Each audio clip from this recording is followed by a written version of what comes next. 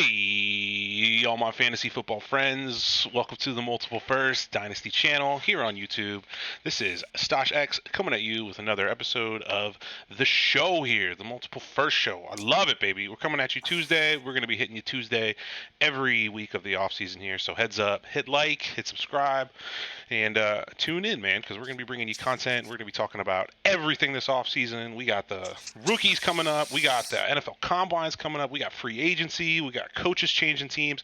We got all kinds of delicious, fun fantasy football things to discuss here in the offseason. Like I said, I am Stosh X. Of course, I'm joined by my partner, Greg the Philosiraptor. What's going on today, brother? Oh, how you doing? It's early trade season, man. We are having a busy couple of weeks here, getting ready for all the things you just mentioned. Time to reposition your rosters, go through, make a plan, do some assessments. I'm having a ball with my teams right now. Yeah, dude, it's fun. It's a lot of roster baiting right now, right? You just kind of, oh man, this one's so good right here. All these teams. Look at all these players and picks that I have, and that's kind of what it is. Sending out flyers and looking at startups, and maybe you're drafting right now. I know I'm drafting right now. Greg's doing a draft right now. It's a lot of fun, man. Valuations are all over the place, so there are a lot of opportunities. This is one of the things I've been experiencing is like, some people are all the way in on this guy, and some people are all the way out on that guy.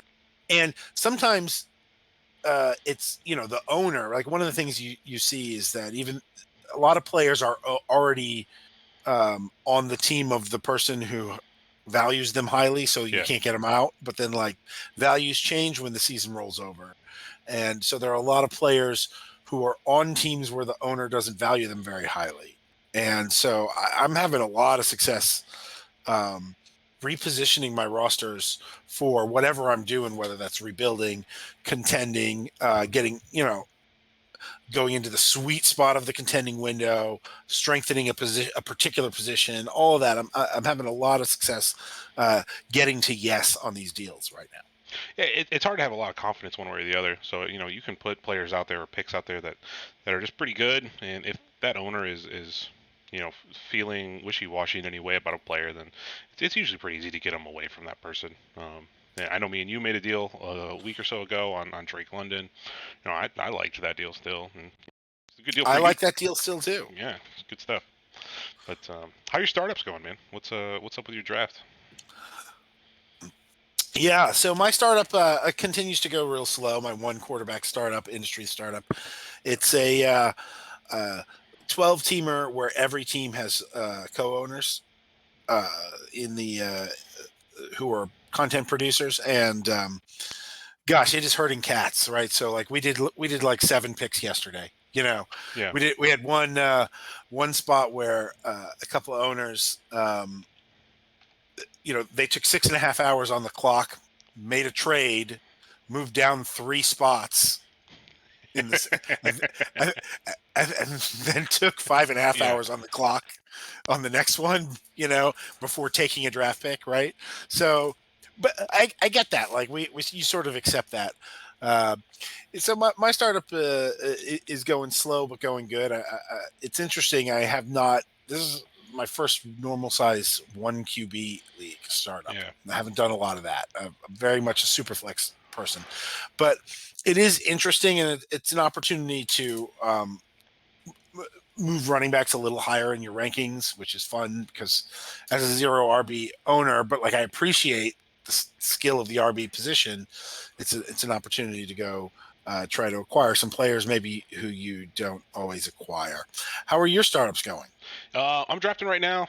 So for contact, in the middle 8th round, and mine is in the 16th round. And these two drafts both started within about a day of each other. So his is moving at a little bit slower pace than mine. Um, but I love my team here, man. The one that I put together here. Something I've noticed, and I think if you're drafting right now, you probably noticed this too. A lot harder to find deals, like and like trading down, trading up. Either way, it doesn't. Just in general, making moves is significantly more challenging right now than in years past this time of year, and it's hard to pin down what is the cause of that. To me, I think it's like most owners, because there's not a lot of confidence one way or the other, want to just kind of sit and pick, just take what they have. You know what I mean? Fear of making a mistake, so they just kind of hold. But I've been happy to sit and pick in most of my spots. We're in the 16th round of this draft I'm in right now. I've only made one trade, which is very, very not like me. Usually at this No, point, it's not. I've made like 6, maybe even 8 trades at this point. So. Drilling down on that, I would even say it's been particularly hard to make trades involving future picks. Yeah. It's been easier. I've had a little bit of success in the startups that I've done. This is my second one that I'm doing now. Moving around the board, like, okay, I'm going to move up half a round, and in this round, and I'll give you half a round in the next round, and then 2 rounds after that, right? Like, I've little moves to get your guy on a tier. I found doable, but a lot of the multiple first strategy that we implemented over our last few years has been real tough this year, and not really desirable. Right. So I'm not dropping out and collecting the 24 picks. In part because I do want these 23 picks. That's a part of it. Right. Yeah. So a lot of times when I feel like I might drop out, I'm just sitting and taking that next draft pick. Or in your case, I know you've got rookies in the draft. You're sitting and taking the rookie in the draft more often than maybe trading out and getting a future pick. Right. And I think part of that is a testament to people faded last year's draft class too much. Yeah, and so you could drop out and then still come back around and get the picks. There's a little bit of a mental gymnastic to it too, where and I think we kind of saw this because last year's rookie class was weaker, or at least perceived to be weaker while it was happening. People, especially the newer players, and I don't mean to pick on them, but it's just the reality of the situation.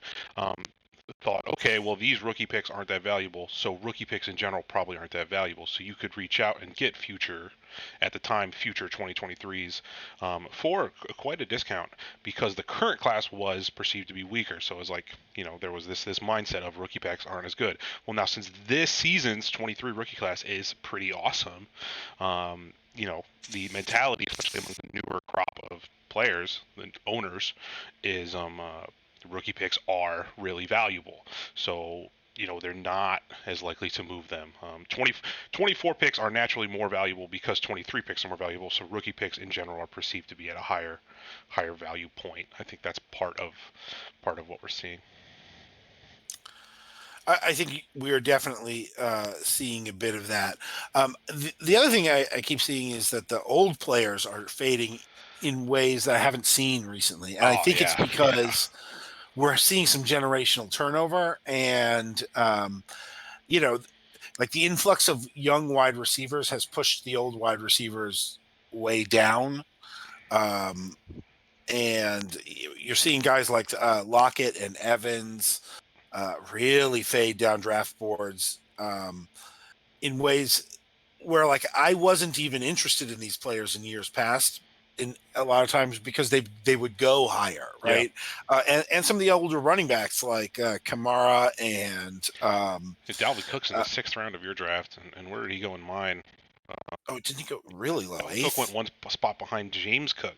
Yeah, I remember that. He went behind his brother, right? And then like Aaron Jones at the 9-14. Like, I'm not saying go get these guys necessarily, but boy, that's a value. I mean, Ezekiel Elliott at the end of the 11th round.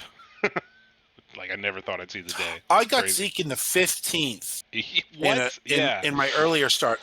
The startup I did a month ago, I got him in the 15th round. Yeah, I mean, come on. Zeke? Right. And I'm not saying he's going to break out again top 5 again, but like that's Zeke Elliott, and even on a new team, he's going to outperform that ADP. Right? Like, yeah. What if they run it back with those 2 backs and Tony Pollard misses a month? Mm-hmm. Right? Like, he's going to grossly outperform that ADP. So to me, the older players are surprisingly good values because they're being faded appropriately by the community. Yeah. Which is interesting because I don't love it. I like when people were overdrafting the older players, but they keep falling here. So not my favorite thing. I also noticed that I think the tight end position has been coming together for a lot of really nice values. You've got a bunch of tight ends on your startup this is something the listeners might want to consider with their startups, is maybe getting heavy with the young veteran tight ends, because there seem to be a lot of good values, particularly in that tight end premium. What'd you get in your league at tight end? Yeah, so I got my current drafted roster, and you can see what the construction of the rosters are. It's 3 wide with a single tight end, 2 flexes, and this is a Tony? What's that? Can you still hear me? Check. Greg's been breaking up. Looks like he might have lost his connection, but yeah, it's the tight end position. You still there, buddy? Yo, you there? Okay. Anyway, tight end position. It's a 1.25 premium in this, so it's 1.25 tight end. Yo. Yeah, right there, man. Okay. But I was able to scoop up Mark Andrews in the 4th, Dallas Goedert in the 6th, Greg Dulcich in the 8th, and then I grabbed rookie Dalton Kincaid in the 11th. I got 4 tight ends on my roster after 11 rounds, and I love it, man. I got 3 guys that I think are in the top 10, top 8 in tight end in Dynasty right now, and Andrews, Goedert, and Dulcich. I mean, I was fully prepared to take Andrews at the 3.6, and you can check out this video, and you'll see that this little run at tight end happens right here. Kelsey, Hockenson, Andrews all go. And yeah, that's Andrews out of that. I think Andrews is and I think Andrews is just a great value right now. Yeah. And I think that being able to get a guy at that spot is just tremendous value, because this is a guy who was going as the fringe tight end 1 last year. So Andrews is currently the 33rd player on Keep Trade Cut, right? So he's down at the 3-4 turn. Pitts is going all the way up at the 2-3 turn. Yeah. Kelsey's been going in the late 2nd, early 3rd, right? So Andrews is going in the 4th round in some drafts, right? So he's sliding a round too late in my view.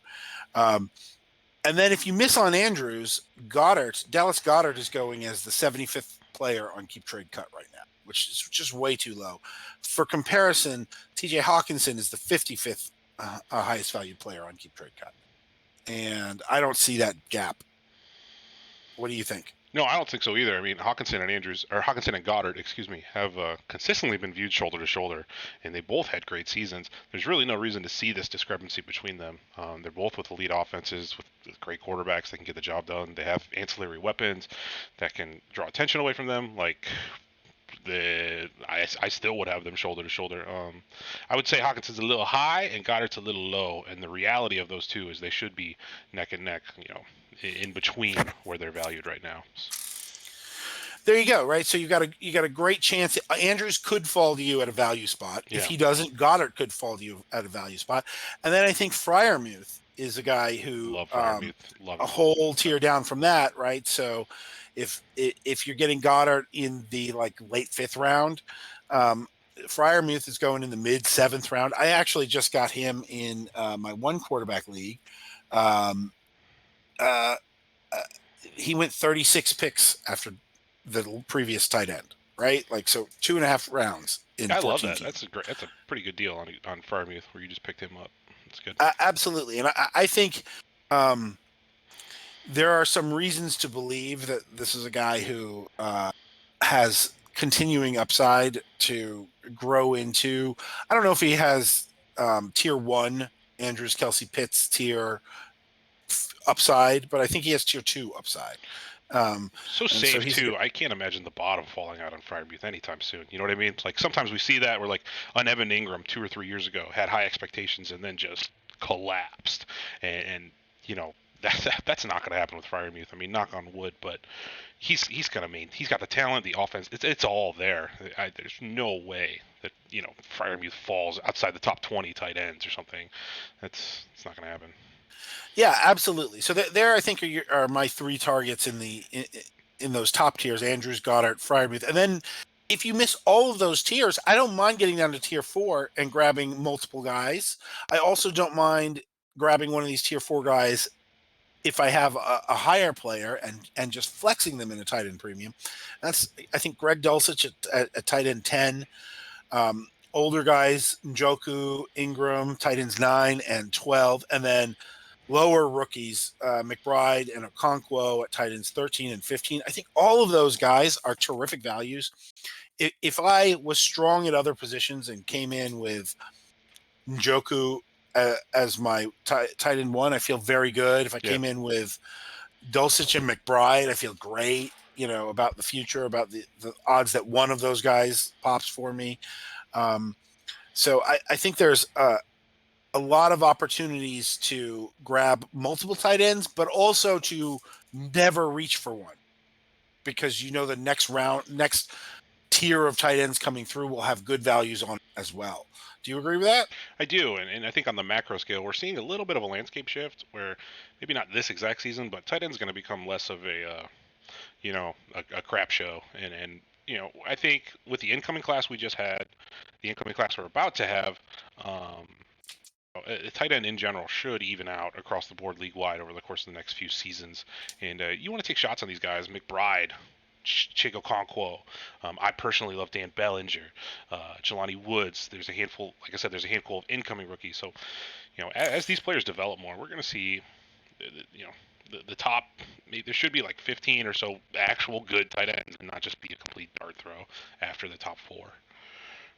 I mean, that would be just so amazing if we could get to that spot. Yeah. The tight end landscape has been so desperate for so long. Yeah.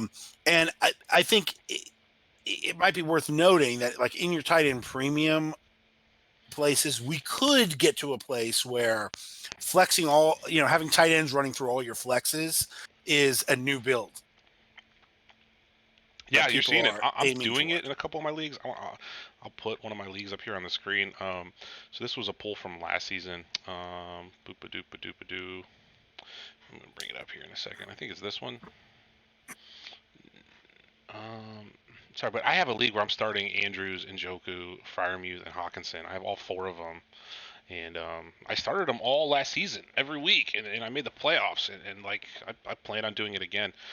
If you're in one of those leagues that's got like a big chunk 3-4 starter flexes, fill it up with tight ends, baby. Get after it. If you've got half-point tight end for premium, I think that's extreme. Tight end extreme might be like a build we're looking at in coming years.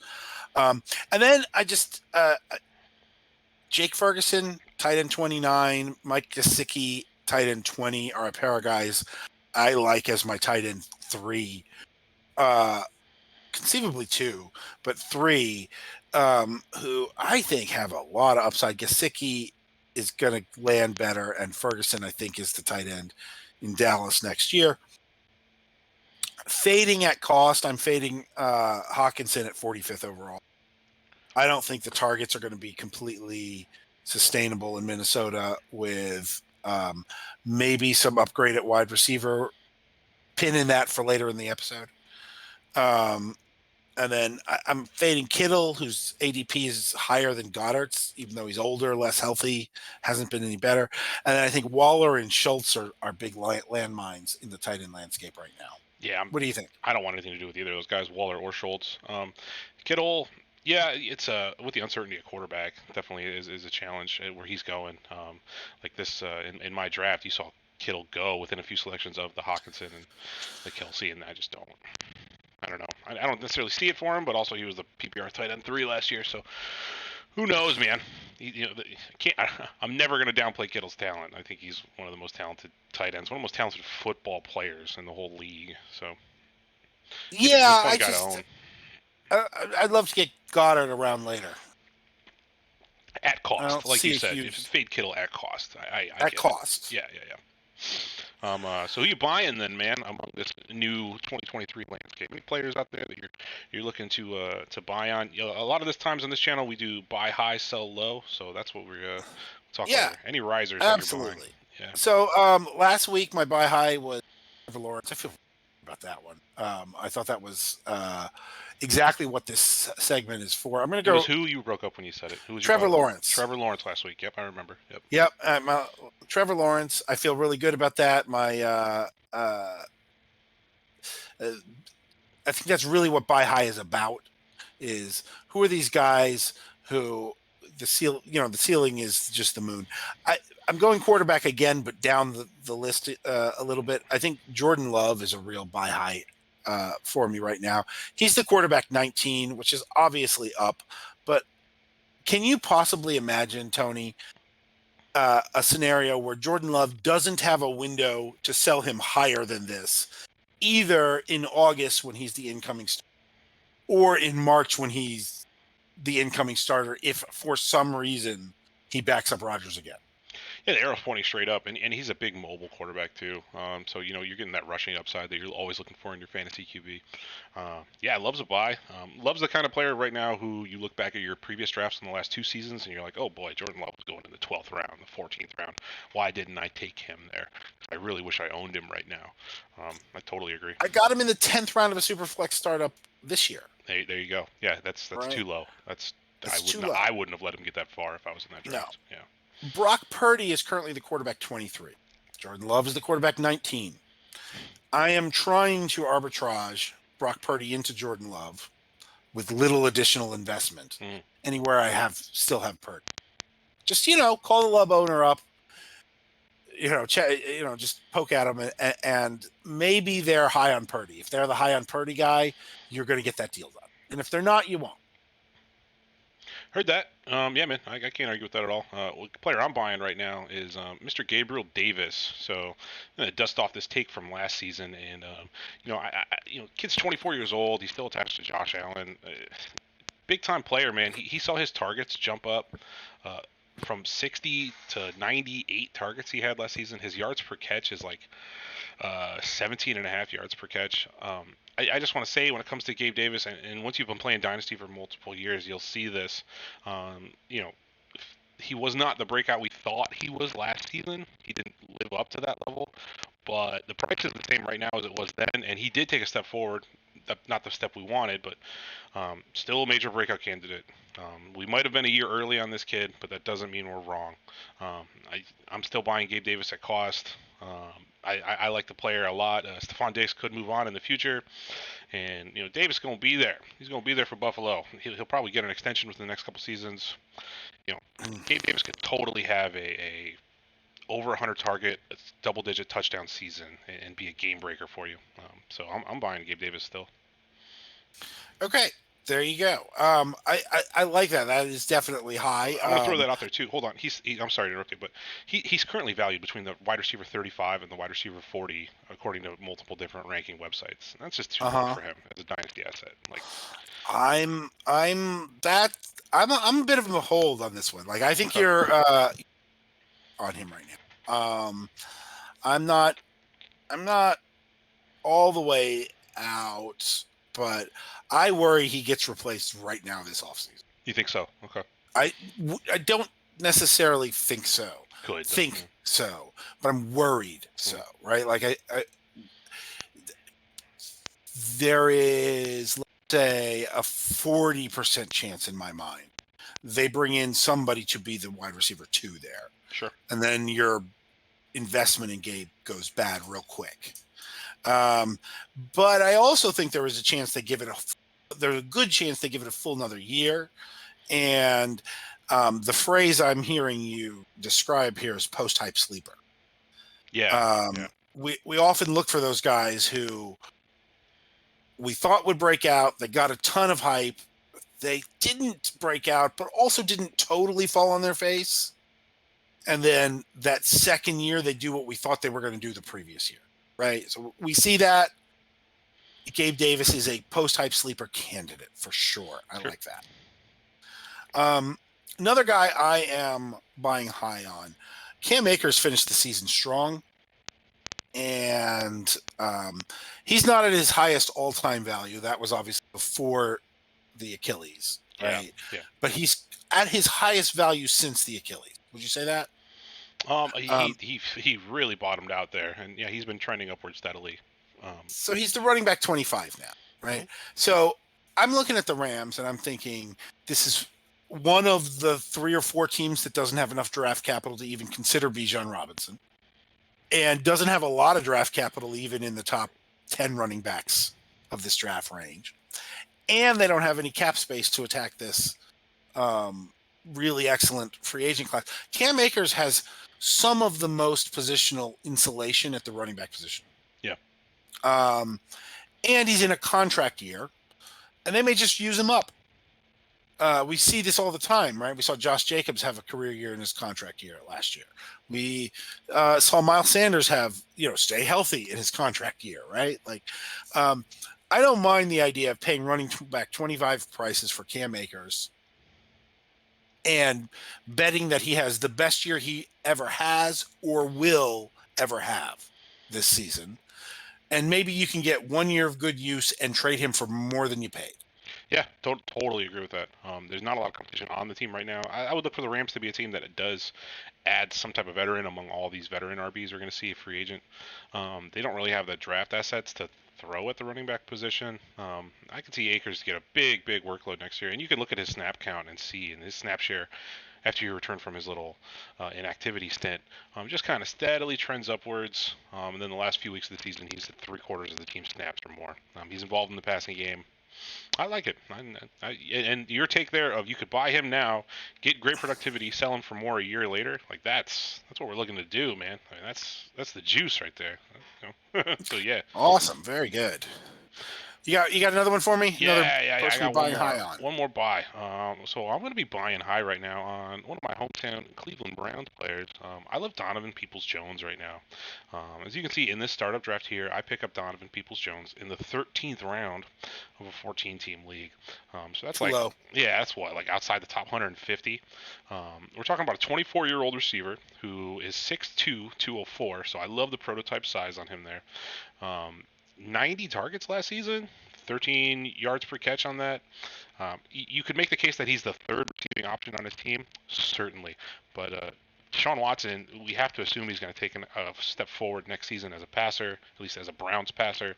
We know what his upside is when he's firing on all cylinders, Deshaun. And Peoples-Jones, he passed the eye test big time for me. I watched every Browns game, and he looked like a starting NFL receiver out there. I think he could have wide receiver 2 numbers next season. In the 13th round, I love the buy on Donovan Peoples-Jones. I think that's great. One of the things I love about a guy like DPJ is there are elements to his profile where if he hits, it's like, I don't know. I think a deep sleeper for next year might be Marquez Valdes-Scantling, right? But like if he hits, you got a year of him and nobody's going to be interested, right? Yeah. But if DPJ with his age and his physical traits were to hit big this season, you'd have an asset that people will value as a 3 or 4 year asset. Yeah. And you'll have a big dynasty commodity on your hands, right? So I think the dynasty value upside is much higher because of the age and, again, the size and the traits that he has. There's obviously downside, but like the downside is limited by the cost. He's valued right around wide receiver 50, depending on what ranking website you're looking at, and I'll buy that every day. That sounds good to me. I'm super in at that price. Yeah, me too. Should be a better offense next year. Yes, sir. All right, so I am selling low on Javonte Williams. Selling low. Goodbye, Javonte. Yeah, I am. He is currently running back 7 on Keep Trade Cut. No way, man. I mean, I don't know what are we doing here, people? Yeah. What are we doing here, people? I'm not. Right? Yeah. Like, I don't know if you saw, 2 days ago, there were rumors that connected the Broncos to Miles Sanders in free agency. Like, they're going to make a significant investment. I believe that they will get somebody in the Miles Sanders, David Montgomery, Dameon Harris, Kareem Hunt range of this free agent class, or they will spend one of their back-to-back high thirds at 67, 68 on a running back.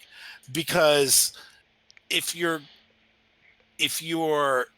team's philosophy is we have to do everything to salvage Russell Wilson, then you can't go into the season with our running back is on PUP and the backup is Latavius Murray. Right? This is not happening. Right? Sean Payton's hiring does not overcompensate for the catastrophic injury that Javonte took. I'm sorry. That is just not the case.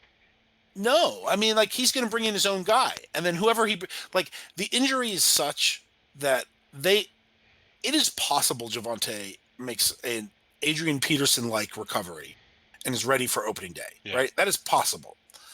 It's fringe possible, right? And is 100% for opening day, right? But they're not going to know that. Even if that happens, they won't know that in May, which means by free agency and draft, they have to come out with somebody who could carry the whole load if he goes on PUP for 6 to 8 weeks, right? Which means even if he's healthy, there's going to be somebody who has carry the whole load investment who is Sean Payton's guy. Yep. Right? Like, that'll be somebody that Sean Payton handpicked. Right? So the best case scenario is he's sharing touches with a guy who was brought in by the current coaching staff. Javonte Williams is the biggest sell of the entire offseason right now, in my opinion. Would you agree with that?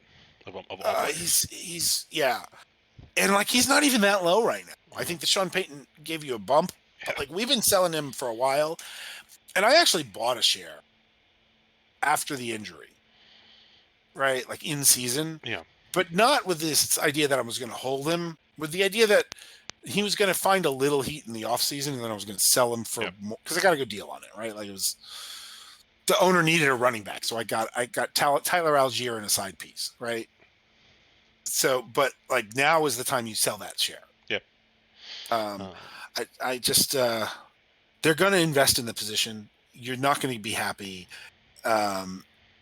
Take whatever you. I have Rhamondre Stevenson over him. I got a bunch of running backs who I would take over him, where you can get a plus, but I would take him straight up. Yeah, man, I agree with that. I am selling on my side here. I'm selling Davante Adams right now. So this is probably something you've heard other people, but Adams has finished as a top 3 receiver for the last 5 years. I love that, but they just cut Derek Carr. I don't expect Rodgers to land in Las Vegas. It's almost impossible for me to imagine Davante Adams has another top 5 receiver season. It's 30 years old, so the worst case scenario is you're just kind of moving on from an older player. Right now, he's valued between wide receiver 13 and wide receiver 18. Again, depending on what you look at, he probably finishes there, honestly, just because of the talent. Yes. But like, if you can get a nice return for him, you give me a rookie first plus a receiver like a Peoples-Jones or one of these lower receivers we talked about. I'd be pretty interested in taking that offer and just moving on. There's a major floor risk. I mean, I think he does probably finish as wide receiver 2, but he could not. They could draft a quarterback, miss on that player, and have the bottom completely fall out on Davante Adams. He's I don't know. I don't want to have Davante on my team right now. And the problem, like, how bad could it go if you sell it? Is they bring in Jimmy Garoppolo, and he finishes as the wide receiver 6 again, but he's still a 31-year-old wide receiver, right? Like, and you got out a year too early. Yeah, and worst case scenario is you're just selling a little bit early if he does still perform. I agree. Yeah, so I really like that. And you might have to take a discount, but I think a late first and Donovan Peoples-Jones is taking a discount. Yeah. So that's good. I got a couple of people who are not in our buy high, sell low category. These are sort of traditional buy low, sell highs. I think A.J. Dillon is a post-type sleeper right now. He is the running back 22. And I think the shine has worn off from last offseason, and he's going behind guys I would take him over, right? So, like, gosh, it would not surprise me if he was worth more than Javonte Williams in 12 months, for example, right? So, like, if I was getting a pick, like a first-round pick and A.J. Dillon for Javonte, right? Like, I think A.J. Dillon is a guy you can get as a throw-in practically now, who could very quickly return a late first in a trade at the deadline in October. He's been so volatile. A player I really loved once upon a time, A.J. Dillon, and just up and down with him. And we haven't. I don't know. He didn't impress me on the field this past season. I thought Aaron Jones looked better than him in every aspect of the game. So, and so much of his success seems to be like tied to how the Packers are doing. If they're winning, I'd love to get Dillon, but if we're looking at another missed playoff season from the Packers, I don't really want him. Okay. All right. Very good. Very good. And then I got a couple of quarterbacks here. I'm buying Matt Stafford at quarterback 26. Guys, 26. if you need, yeah. He's number 26 and keep trade cut. Mm-hmm. If you can get him for 26 prices, just do it. Oh, yeah. And just that's an upside downside spread that makes so much sense at quarterback 26. Go try to do that. And then Justin Fields at quarterback 8 to me is a classic sell high, but only if you're selling. And I believe we mentioned this briefly, but I'm going to say it again. Hey guys, if you could turn him into any of the top 6 quarterbacks by adding a piece, why don't you go do that? Yeah, you'll be happy you did. I think you'll feel safer anyway. Yeah. What do you have? Yeah. So we'll keep at the quarterback position. Now in startup drafts, and that's Kirk Cousins, I think. Kirk Cousins is only 34 years old. He just finished last season as the number 6 overall quarterback. He had a career high in passing attempts at 650. Cousins went off of my board here. It's like outside the top 20 QBs. He's valued around quarterback 18 on the ranking websites. Really no reason for that. He's got multiple elite pass catchers. The defense on this team is bad, so they're going to keep slinging it. They play in a dome. He's not going anywhere. He's going to be in Minnesota for the foreseeable future. I don't understand. Like, we see, like, just looking at my draft board, Daniel Jones going in the 2nd round, Kirk Cousins going in the 5th. I mean, come on, that's a serious. Derek Carr goes a full round earlier than Cousins. Carr's not even on a team. I would absolutely rather have Kirk Cousins than Derek Carr. Even after Carr signs, I don't care what he signs. Like, Cousins is a pretty mega buy right now, I think, if you can get him at these prices. Those are some crazy prices. Yeah. And like, even I know Daniel Jones is going because of the age discount or something, right? But like, do we really think Daniel Jones is going to be quarterbacking in this league when he's 34? You know what I mean? Like, are we planning on getting 9 years out of Daniel Jones, or is he like a 4 or 5 year guy? Right? Yeah. Anyway. Which you can get out of Kirk Cousins, right? Mac Jones goes half a round above Cousins on my board here. I'll take Cousins over Mac Jones 10 times out of 10, man. Cousins just done way right? more. Yeah. The way, and we'll save this for a quarterback show later, but we're going to do a quarterback show maybe next week, looking at the quarterback landscape. But like these guys, the second contract middle class quarterback is such a price disaster right now that the guys who are not elite are starting to run into some of what the second contract running backs run into, where like just getting a guy on a rookie deal is better than paying what the market is dictating for a lot of these guys, right? So Cousins being above that threshold, I think, offers so much value, right? He has demonstrated over and over again that, teams can go 11, 12 wins with him making a lot of money. Yeah. Right. And I just, I think the longevity of these middle-class quarterbacks, even when they're young, is going to be questionable because of the contract stuff. Another one of my buys, we're going to keep it in Minnesota, player I was actually pretty disappointed I missed out on in my startup draft. You'll see him go right here in the 14th round, one pick ahead of me is KJ Osborne for the Minnesota Vikings. I think I had this guy as a buy previously. I don't remember when on our show, but KJ Osborne is 25 years old. He's a 5'11", 200-pound receiver. He acts as a slot receiver for the Vikings. 90 targets last season. Had some flash games. Particularly, I want to point to the last 5 weeks of the season, where 4 of the last 5 weeks get 15 or more fantasy points. When you have Justin Jefferson and TJ Hockenson on the offense with you, he's going to get single covered. If he can just get open, he's going to be productive for fantasy. He's someone you could confidently just throw in your wide receiver 3 spot and not feel bad about it at all. He's valued low enough where you can get him as a throw-in trade piece. I like KJ Osborne a good bit, man. And there was something else with him. Oh, yeah. can save $6 billion against the cap if they just cut Adam Thielen. So I'm not saying they will do that, but they can, and that will I think help they will. Osborne a lot. Yeah. So I feel compelled to throw this piece of potential cold water on this. Sure. Which is, I think the Vikings are a potential landing spot for some of these first round receivers. Yes, I've seen them mocked receivers a lot, but under the current landscape, Osborne could be good. If that doesn't, I don't mean to interrupt you, but if that doesn't happen though, Osborne he takes a big step forward.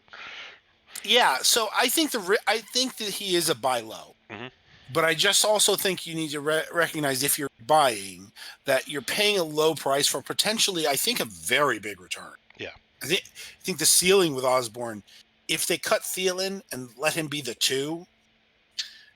I think he will probably actually outproduce Hockenson and be the second target. Yeah. And could be a huge gainer. So I love this buy low. But I think you also have to understand that you're not paying a huge price right now, but it could also all get blown up. Sure. And you have less than what you paid for before he ever steps foot on the field. Yeah, so if they go get Jordan Addison, that's bad for Osborne. That's exactly the kind of thing that I think is like 1 in 3, right? I think there is a decent chance you go make this investment and it goes bust on you quickly. But I think the upside is really strong and probably a favorite. Like I think they're probably a favorite to do anything other than wide receiver in the first round. But I think wide receiver is one of the good options for them, very high. Yeah. Right. So I like that. I'm selling. My sell here is going to be no name in particular, but I'm selling every single one of the top 24 running backs right now as you look at your ranking list. Rookies notwithstanding, and by rookies I mean the incoming guys, the Bijan class. The only running backs in the top 20, 25 that I'm holding are Kenneth Walker, Breece Hall, Travis Etienne, and Najee Harris. Every single one of these other guys, McCaffrey, Eckler, Swift, Jacobs, I would be willing to move on from for just a market offer. Income class is going to mess things up for these dudes. The free agent cycle is going to mess things up for these dudes. The running back position is traditionally the most volatile year in and year out. There is, other than the 4 names I mentioned, there's not a single running back I am in love with.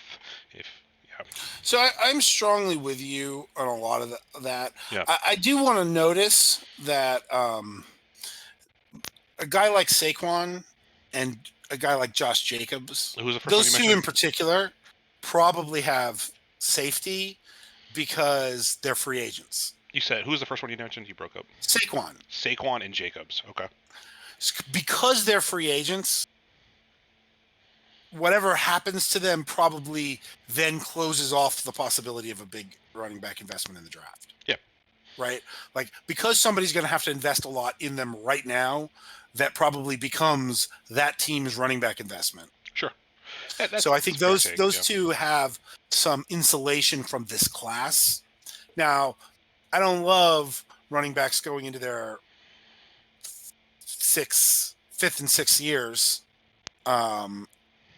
who are possibly changing teams.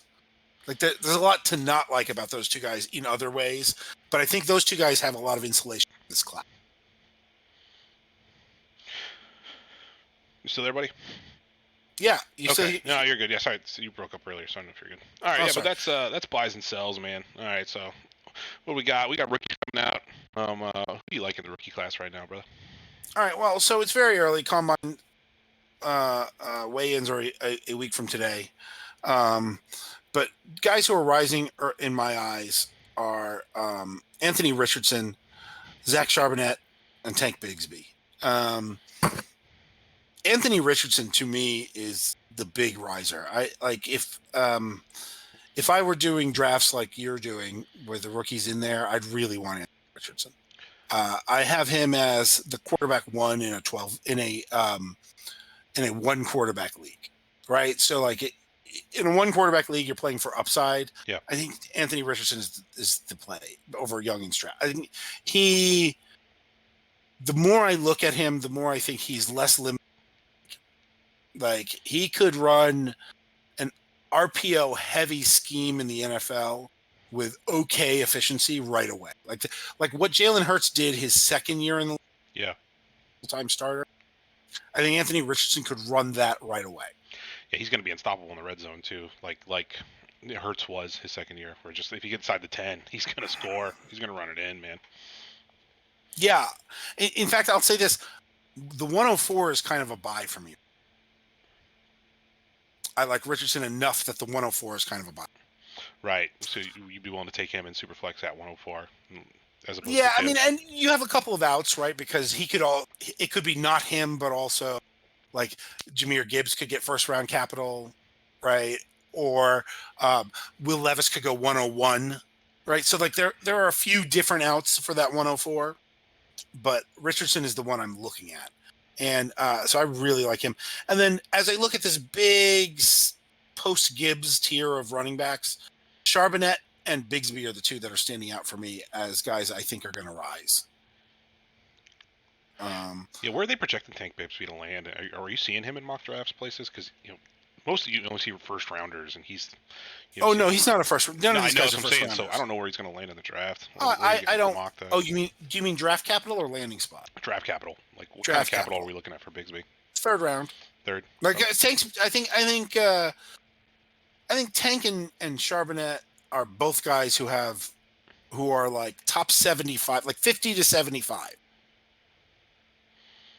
Right. Yeah. So middle second to top quarter of the third. Sure. I think that's where those guys are going to go. And I think those are two guys who stand out to me more and more. Charbonnet has some 3-down skill set for a big hammer guy. And Bigsby, don't let the name Tank fool you. He's actually a bit of a fast guy. And he has some receiving chops. I think both of these guys have the potential to be 3-down workhorse backs. They're not superstars, but like they could come in and be plus 3-down backs, which could make them back in running back ones for you in fantasy. Those are guys I like. Conversely, a guy in that tier who has been falling for me is Zach Evans. Zach Evans' lack of receiving work and lack of ability to put other running backs out to pasture. Like he doesn't, lack of ability to make the coaches sit the other running backs really bothers me a lot. Yeah, that makes sense. And Michael Mayer's fading for me. The more I look at Dalton Kincaid, Mayer's falling like a rock right now, man. He's really dropping. Yeah. But what's going to happen though? He's a great blocker. Yeah. He might be the best blocker in this class, and he's a solid receiver. So he's going to get round 1 draft capital. And when the people who are not sharps come back in to check the draft and do their rookie drafts, he's going to rise again. Yeah, he is. And so, like right now, just be aware, Michael Mayer may rise because of his blocking, and we don't care. Yeah. He's probably got a good character profile, too, as a Notre Dame graduate. I mean, usually those guys, just the Notre Dame-specific guys, tend to move up draft boards. I've noticed that in years past, just because they're usually high-character guys. At least teams view them that way. So who do I got? A couple players I like, and I've been doing more rookie research while I've been drafting this league. And one of the players that you turned me on to a couple days ago, and I watched some film on this guy, is Mr. Dalton Kincaid from Utah. Boy, do I like this guy after watching one in the class right now.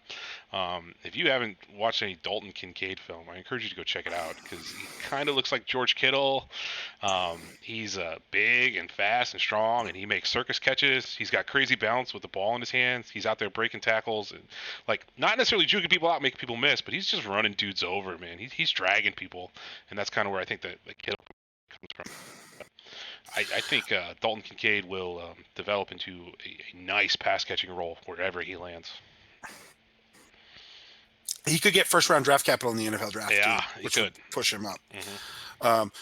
I found you're welcome. That was a value pick right there. Yeah, I took him as my 4th tight end, and I got him in the 11th? Yeah, 11th round.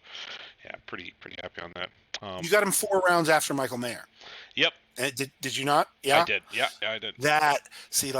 That to me that's arbitrage. Yeah, it's good. Another player I'm rising on right now is Hendon Hooker, the Tennessee quarterback Hendon Hooker. Dude was a Heisman candidate until tore his ACL. Just was absolutely killing it. I mean, really, really looked great in the field.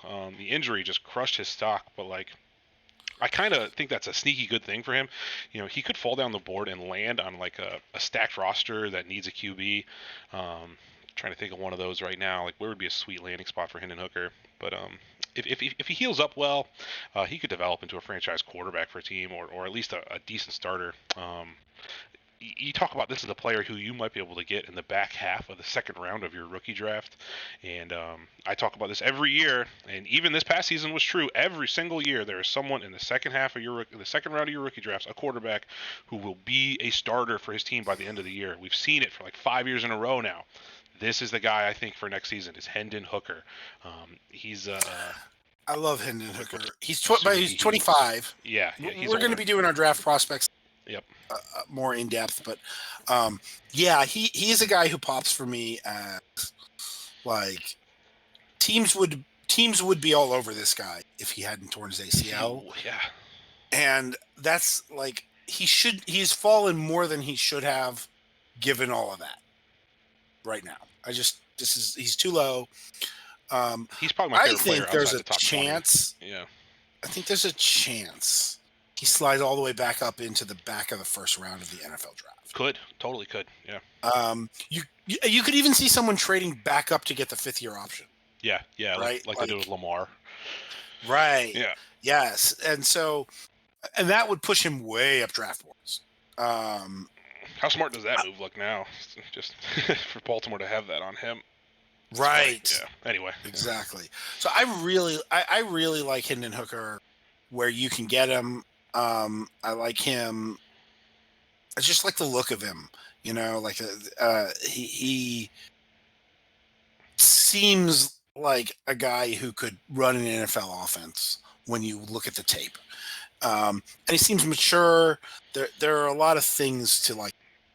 So I'm with you completely. He is rising for me. I wonder if the league will rise on him to the point that we're not stealing him. That we don't have any secret info anymore. Yeah, it could be he ends up being like a 2 or 111 rookie and all. And honestly, I'm not out at that price, depending on what cap he gets. But I'm very interested in Hendon Hooker right now. What really turned me on to him was I was looking at Jalen Hyatt film. I was watching him a bunch, and I was like, this guy throwing him the ball is pretty good. He just keeps putting passes on the money to this kid. So I started looking at the Hooker more. But player I'm fading right now a little bit, and it's tough finding which rookies to fade just because of we don't know pre-combine and all this. But player I'm fading a little bit right now is Zay Flowers. So Zay, the reasons I'm fading him are kind of just analytical stuff. He's got a later breakout age at 20.0 years old. He's from a kind of a lesser program in terms of putting NFL talent out there at Boston College. He's undersized at 5'10", 172.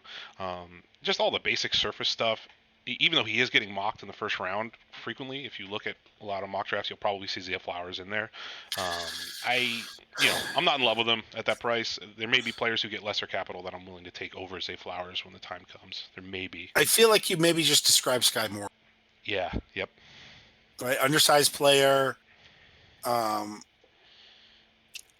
Later breakout age. Later. He's a senior, right? Yeah. Flowers is a senior right now. I believe Sky Moore was a senior. Lower level of competition. Now that he's a Power 5, right? Sky Moore was not. Mm-hmm. But still, I think that there are things I agree with you about. I kind of like both Jalen Hyatt and Josh Downs more than him right now. I like Hyatt more than Flowers for sure. Yeah. And I haven't gotten to Kayshon Boutt's tape, but like I feel like that's going to look better. Probably, yeah. Although, with Boutte, you've got some off the field stuff where the draft capital might tell you to fade it, but we'll see. But I'm with you. Zay Flowers is in that group of guys who I think people are just like a little too in love with, such that it's to fade. How does he compare as a prospect to Jahan Dotson? Sorry to interrupt you there, but Dotson was a much better prospect coming on. I mean, he could ball, and I only bring them up because they're similar size players. So, yes, I think that's absolutely. Mm-hmm. Now, some people swear by Zay yak guy, but I don't see it. I mean, the yak is good, but it's, you know. So that there's that. I just want to throw, before we end the rookie talk, I think the communal hate for Will Levis is ridiculous, right? Like, I'm not a Will Levis guy. He scares me. There's plenty of bust potential in him, but like, I think there are people in here who are there are people who are relatively smart dynasty players who would not take him with 108, even if he got 101 draft capital. Okay. That's how Really? out people are on That's him. weird. Have you not seen this? Yeah, no, I haven't. Oh, people, there's some real. It seems like he's hate. locked in as the QB4 from what I see. Like that's where the community has him. I don't see him ranked above Richardson very frequently. Well, yeah, but I mean, I think there's some people who think he's class, and they're just hoping other people take him in sort of the same way that I'm hoping other people push Michael Mayer up. I think there are a bunch of people who are really hoping that people go draft Will Levis at the 106 because they think he's just a wasted pick completely. And yeah. He's going to get really high draft capital, guys. He'd be top 15 pick. If he's a top 9 pick, and then like you can only fade him so much, right? Especially circling back around to startup talk, when 10 quarterbacks are going in the first 13 picks, you can only fade quarterbacks with draft capital so much before you're just doing a bit, you know? Cries in Justin Herbert's rookie year. Yes. Yeah. Yes. Daniel Jones worked out. Yeah. Eventually. Yeah. I mean, eventually, but he was the quarterback 24, right? Like, if you're like, that's not great, but like in a Superflex league, that has place. Yeah, it's the big point I think on this guy is stay water, ladies and gentlemen. Every individual rookie draft you get into is different, and just be prepared. If someone falls into your lap, don't ignore that. If you're sitting there at 109 and a Will Levis who got top 10 capital is sitting right there because the other teams in your league faded him, even if you're pretty safe at quarterback already, just take him and feel good about it. Be willing to hold your nose and do it, yeah. Even if you don't love the prospect. Just to be like, all right, there's a 1 in 3 chance that I'm totally wrong and he's really, or whatever, right? And if that happens, then he's a first round pick. So I don't know. Wholeheartedly agree. All right. Anything else on your mind today, brother? No, that's it. That's it, man. I'm good too. Thanks for tuning in, friends and family.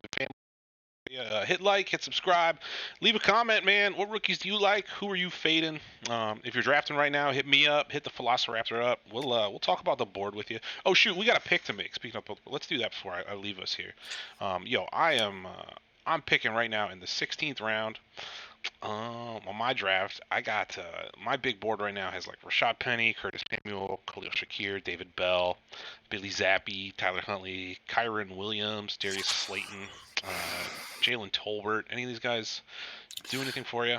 Yeah. So a couple of those names. So first of all, Kyron Williams is the cheap version of a lot of the things I said about. Yes. Rashad Penny is a guy who I could see somebody taking. I could see somebody taking a Rashad Penny in a way where he has a splashy year. That's how I'll phrase that. And I think Tyler Huntley is another guy who I could see. You broke up there, buddy. I could see Tyler Huntley being the reason, or being like the out that Baltimore takes on Lamar Jackson if they trade him. Sure. I think that's on the table. I'm looking at the rookies. There's also some rookie running backs. I think McBride is an interesting rookie running back here. He is McBride is a guy who you know what you're going to get, right? So the story with him is he had a 1% target share in college, right?